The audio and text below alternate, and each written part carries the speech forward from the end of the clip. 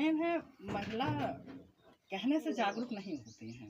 हम कह कह के उनको जागरूक करें। उनको जागरूक करने के लिए जो हमारे घर में पुरुष हैं, बुजुर्ग हैं, वो उनको फोर्स करें, निकालें बाहर जी, है ना। ये हम जो चाहे मंच करें या ना करें, लेकिन जब हमारे घर के पुरुष लोग इसको महिलाओं को मोटिवेट करके बाहर निकालेंगे, तब लड़कियां जागरूक होंगी। कितनी लड़कियां चाहती मैं बाहर निकल कर कुछ करूं, तो बहुत सारे अवरोध आ जाते हैं। पिता का हो जाता है, कभी बुजुर्ग का, मतलब बाबा हैं, दादी हैं, जो भी घर में हो, या फलाने ऐसा नहीं की थी, उनके घर में तो ऐसा नहीं हुआ था, तुमको जाने की क्या ज़रूरत है ना।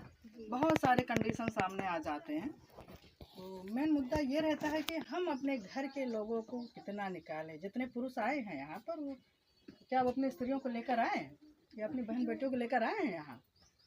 क्यों नहीं लाएं? दूसरे को जागरूक करेंगे, अपने घर में बैठाएंगे, ठीक है। कटाक्ष लगता है लोगों को, है ना, कड़वी चीज़ें हैं, लेकिन सत्ता यही है। जैसे आपने कहा दृष्टि को लेकर के, पहनावे को लेकर के, ये सही बात है कि बहुत ख़राब कपड़े पहनिए तो उससे आप बहुत फेमस नहीं होंगे। कपड़े अच्छे होने चाहिए, शालीनता वाले होने चाहिए। मैं सब तरीके के कपड़े पहनती हूँ, ऐसा नहीं है कि वैसा नहीं पहनती हूँ, मैं सब तरीके के पहनती हूँ। लेकिन कहाँ कैसा पहनना चाहिए, ये जागरूकता है ना। हम जहाँ जिस जगह जा रहे हैं, जिस संस्कृति में जा रहे हैं, हमको वैसा ही वस्त्र धारण कर लेना चाहिए, तो कोई आरोप नहीं लगता है। तो सामने वाला भी खुश रहता है ना। ये भी आरोप बहुत आता है। दूसरा दृष्टि दोष। दृष्टि दोष किसके अंदर? महिला महिला को तो नहीं घूरती है, लड़की लड़की को नहीं घूरती है, पुरुष महिला को घूरता है, लड़का लड़की को घूरती है ना। तो जिम्मेदारी कहाँ निकल के आती है? वस्त्र में कमी नहीं है, कमी दृष्टि में है। आदमी को रस चाहिए, है ना। सामने ना मिले तो मोबाइल में रस चाहिए ना, उसको नग्नता चाहिए, है ना। स्त्रियां घूंघट में रहेंगी तो पूरी लालसा रह के देखो कैसी है, कैसे हट जाए। लालसा कहाँ है? 60 साल का बुढ़ा फिर भी लालच है ना। जागरूकता यहाँ आनी चाहिए, है ना। ये खाली भाषण देते हैं, ये जो वास्तविकता जहाँ जहाँ है चीज़ें लोगों के अंदर में, हम क्योंकि निकलते हैं तो मैं खुद अनुभव करती हूँ। जो अनुभव करती हूँ वही कहती भी हूँ। वैसे 2001 में हमने MBA पास किया। यूपी टेक्निकल यूनिवर्सिटी का नाम किसी ने सुना है यहाँ? यूपी टेक्निकल लखनऊ जो है, हाँ सुना है ना। अच्छा चलिए, आप सुने हैं। 2001 में स्थापित हुई थी वो, मतलब उसका फाउंडेशन उसी साल गवर्नमेंट जो भी रही होगी उसने रखा। उसकी पहली बैच हम लोग हैं। उससे पहले Awadh university MBA BTech MTech कराते थे। 2000 में ये स्थापित हुई। तो जब हमारा बाहर निकलने की बारी आई, मेरे पिताजी ने कहा लड़कियां कहाँ नौकरी करती हैं। मेरी शादी हो गई, है ना। तो ये अवसर हमारा वहीं ब्लॉक हो गया ना। तो मैं भी निकलती तो हो सकता है किसी कंपनी की बढ़िया मैनेजर होती, ब्रांड मैनेजर आज भी हूँ, है ना। तो चीज़ें हैं। तो ये जागरूकता यहाँ आनी चाहिए। अब जैसे स्त्रियों को डराने का शक्ति, ये कहाँ हमारी डोमिनेट हो जाती है, यानी डोमिनेट मतलब कहाँ हमारी इन शक्ति को, इच्छाओं को दबा दिया जाता है।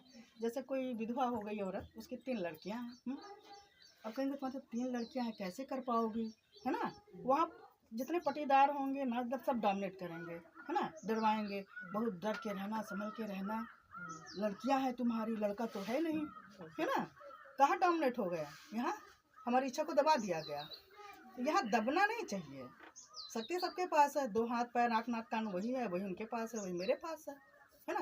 क्यों बस हमको दबा दिया जाता है।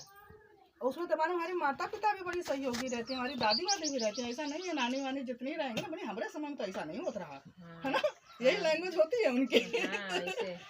तो जब मैं MBA कर रही थी तो 40 बच्चे थे क्लास में। 40 में से मात्र 3 लड़कियाँ थी। एक मैं थी मंजू, एक थी शिल्पी और एक थी मनीषा। 3 लड़कियाँ थे मात्र। तो जब कभी लेट हो जाती थी तो लड़के कहते थे चलो बाइक से छोड़ें। 2000 बहुत पीछे की बात है ये। उस समय कहीं किसी बाइक पर आप बैठ के आई, मेरे मोहल्ला वाले बिल्कुल आग गाल में फलाने के साथ आ गए, है ना। ये बड़ी, ये सब चीज़ें बड़ी विडम्बना वाली हैं। जैसे कुत्ते भौंकते रहते हैं बिल्कुल रास्ते में, तो अगर आप उन कुत्तों को देखेंगे ना तो कभी आगे नहीं बढ़ पाएंगे। कुत्ते के काम है भौंकना, है ना, अपना काम है चलना। जो हमारा लक्ष्य है, हमें अपने लक्ष्य पर हमेशा अग्रेसिव रहना चाहिए। तो शिक्षा, ये ज्ञान हम पढ़ नहीं पा रहे हैं, कोई बात नहीं, कोई क्वालिटी बिल्डअप करिए, सिलाई बढ़िया करिए, है ना, सिलाई अच्छी करिए। आप सिलाई में महारत हासिल कर लीजिए, धीरे धीरे छोटा सेंटर होगा, फिर फैशन डिज़ाइनर वाला हो जाएगा। भले आप कम पढ़ी हो, है ना, कोई जरूरी नहीं कि जो अनपढ़ होगा वो स्कूल नहीं खोल सकता। मैं जो इंग्लिश की बड़ी विरोधी थे, हम क्या अंग्रेज चले गए, अंग्रेजी छोड़ गए, मतलब मैं अंग्रेजी ना पढ़ना पड़े, तो मैं हाई स्कूल में हमने अंग्रेजी छोड़ दिया, पासिंग मार्क नंबर थे मेरे। लेकिन जब बात आई, एक अंकल जी आए मेरे पिताजी से कहे कि मंजू का MBA करा दूँ। अब अंग्रेजी हमारी हाई स्कूल में छूट गई, समझ लीजिए, हाई स्कूल में अंग्रेजी मैंने छोड़ दिया और मुझे लगा कि MBA ना वो कोई हलवा है, सर मुंह में रखेंगे सरक जाएगा। तो अब ऐसा ना, तो कोई लड़प्पन है, तो हम कहा पापा कर लेंगे। और जब एडमिशन होगा, उस ज़माने में MBA कराना बड़ी बड़ी बात थी, लोग लड़कों में ही कराते थे, अब सब चारों तरफ हो गया। तो जब किताबें देखे तो मेरे तो होश उड़ गए। लेकिन इच्छा शक्ति इतनी प्रबल थी कि मैं लास्ट सेम में टॉप 10 में थी। इंग्लिश बड़ी नहीं थी, हमारी इच्छा शक्ति छोटी हो जाती है। जब इच्छा शक्ति बड़ी हो जाएगी तो वो इंग्लिश हो, चाहे पहाड़ काटना हुआ, कुछ हुआ, आप उसको कर लेंगे। ये कभी नहीं सोचा ये मुझसे नहीं होगा। हाई स्कूल में इंग्लिश छोड़ी लड़की अगर हो और आप इंग्लिश में MBA कर डालें, पूरी बुक एकदम मोटी मोटी फिलिप कोटलर की मार्केटिंग की बुक, फाइनेंस की बुक, टोटल इंग्लिश में। लेकिन मेरे 24 घंटे कम पढ़ते थे। जब आपके अंदर इच्छा शक्ति इतनी प्रबल हो जाती है कि आपको ये लगे कि मेरे 24 घंटे कम पढ़ रहे हैं, मैंने अपने 20 साल नुकसान कर दिए, क्योंकि इंग्लिश पढ़ा नहीं ना, वो नुकसान किया। वो समय आपने नुकसान किया तो वो नुकसान इसी 24 घंटे में कवर करेंगे ना। तो उस कवर करने के लिए आप टाइम टेबल बनाएंगे, आपका नहाना धोना खाना पीना सब बिल्कुल मैनेज में हो जाएगा। यार इतना टाइम तो मैं खाना खाने में ख़राब कर देती हूँ, इतना प्रेस करने में। मतलब मैं MBA में कपड़ा प्रेस नहीं करते थे।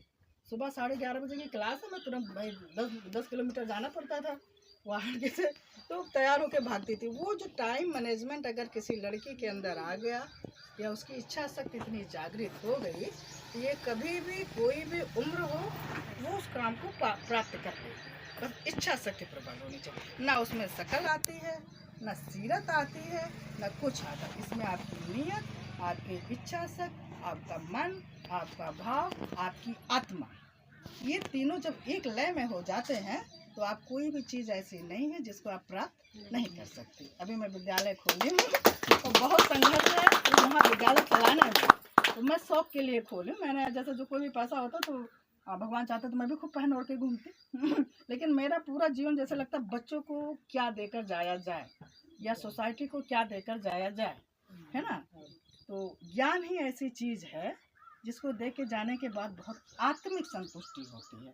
वो चाहे बौद्ध रहे हों, वो चाहे अम्बेडकर जी रहे हों, या जो अन्य लोग भी रहें, अंत में उनका जो जीवन होता है वो ज्ञान में ही जाता है। और ज्ञान का मूल है कि समभाव। ना वो ठाकुर है, ना वो पंडित है, ना वो SC हैं, वो समभाव, एक भाव में। सबका ब्लड भगवान ने लाल ही भेजा है, किसी का नीला पीला नहीं है, ठीक है। तो हमारे यहाँ जो भी हैं, जैसे भी हैं, किसी भी जाति या कास्ट का हो, मैं सब बड़े प्रेम से बगल में बैठाती हूँ, मैं उनका भी खाती हूँ, अपना भी खिलाती हूँ। जब तक ये संभाव जागृत नहीं होगा तब तक आपकी आत्मा बिल्डअप नहीं होगी, मतलब ऊपर को नहीं। आत्मा की बात कर रहे थे, मैं कभी मिलूंगी तो आत्मा की चर्चा करूंगी, तो पूरा आप बोलने लगे तो पूरा जिंदगी बोलते रहिए, चाहे आत्मा हो चाहे परमात्मा हो। लेकिन ये आत्मा को जागृत करने का ये समभाव जब तक नहीं आएगा तब तक आप कट्टर रहेंगे। बुद्ध को पकड़ लेंगे, राम को पकड़ लेंगे, शिव को पकड़ लेंगे, किसी को पकड़ लेंगे, पकड़ना नहीं है, कहीं नहीं, छोड़ना है। धरती पे हम किस लिए आए? छोड़ने के लिए आए हैं। जब हम जन्मे तो भी हमें नहीं पता था कौन खुश था कौन दुखी था। जब हम मरेंगे तो भी मुझे नहीं पता होगा कि हम कौन दुखी है कौन खुश है। स्वार्थ है सब। आपसे उतना वही लिपटेगा जिसको ज़्यादा पड़े। पिताजी मरेंगे तो क्यों रोते हैं? पिताजी चले गए, ये देते थे वो देते थे, ज्ञान क्या पाया उनसे? मुद्दा ये होता ना कि ज्ञान क्या पाया आपने, है ना। जो पति मरा तो क्यों रोए? अब सहारा किसका होएगा? आप अपनी आत्मा का सहारा ढूंढिए तो आप खुद सहारा बन जाएंगे। तो आप 4 लोग और आपके उसमें आ जाएंगे और हमें आप सबको लेकर बढ़ेंगे। बहुत टाइम हो गया।